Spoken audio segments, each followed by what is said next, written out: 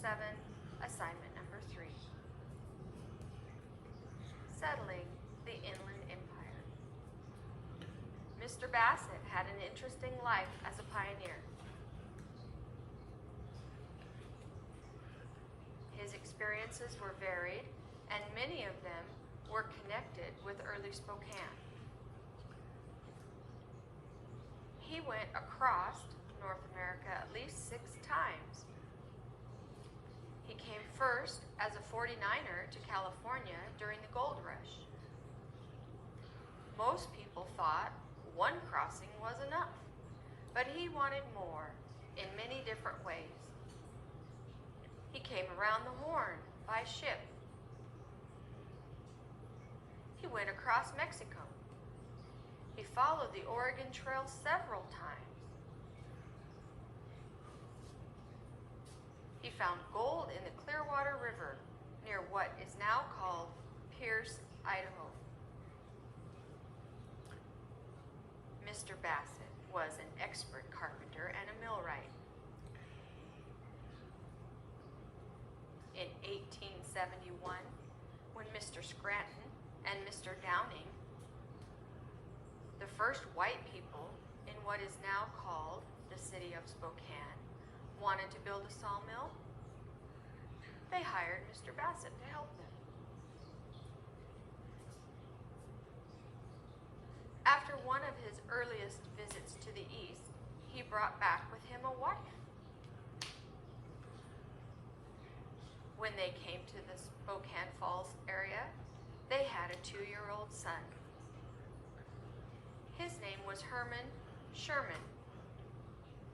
On January 3rd, 1872, a girl was born in their cabin near the river, near what is now the Post Street Bridge.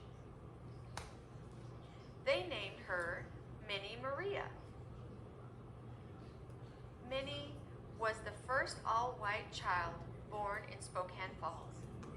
Herman Sherman lived in Spokane until 1967.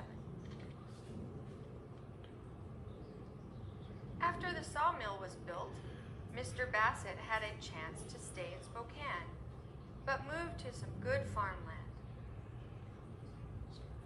He searched extensively until he finally found good land about 15 miles south of Spokane Falls. This was very good soil, with grass very high, and he had his own water spring. He built his cabin near the spring. It's sad, but Minnie Maria drowned in the spring of 1875. By mid-June 1877, the Bassetts enjoyed their new home. There were 2 more children. One morning, Mr. Bassett noticed that they needed food and stock. He had 2 choices. He could either go to Spokane Falls, or he could go to Colfax. That was a little farther away. 2 horses were hitched up to the wagon, and he set out for Colfax because the store there was bigger and he had more choices. Late in the afternoon, a mailman rushed onto the Bassett property. He couldn't stop. He had no time, but he shouted to Mrs. Bassett that the Indians had killed many whites and told her, "Take your children and go to town as quickly as possible."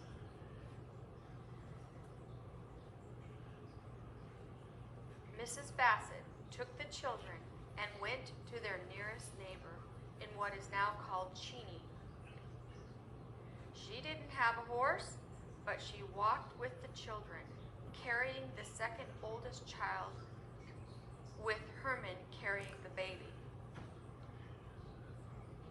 They didn't go on the roads because they didn't want to be discovered.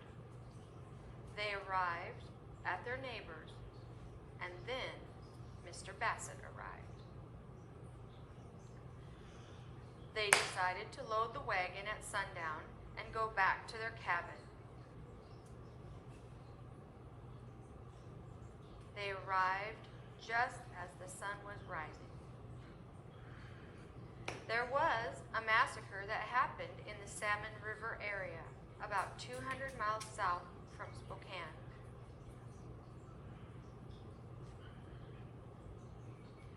Yellow Wolf of the Nez Perce tribe admitted that several of the Indians had been killed by the white men and nothing was done to punish them. That was the beginning. Those white killers robbed, shot, or hung the Indians.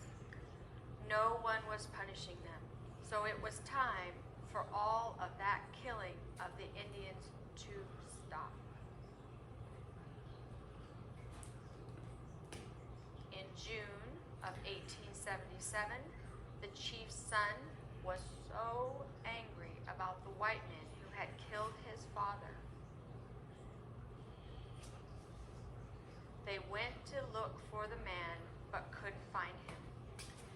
That man had gone to Florida, where he dressed up in Chinese clothes and hid. So they killed another man named Mr. Devine, who had treated the Indians badly.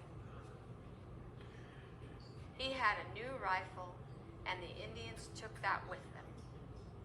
On the way back to the camp, they killed 3 more men. They went to Chief Joseph's camp and yelled, "Why are you sitting here like a woman? The war has begun. There is a war." Chief Joseph, however, was very upset and did not wish to join in.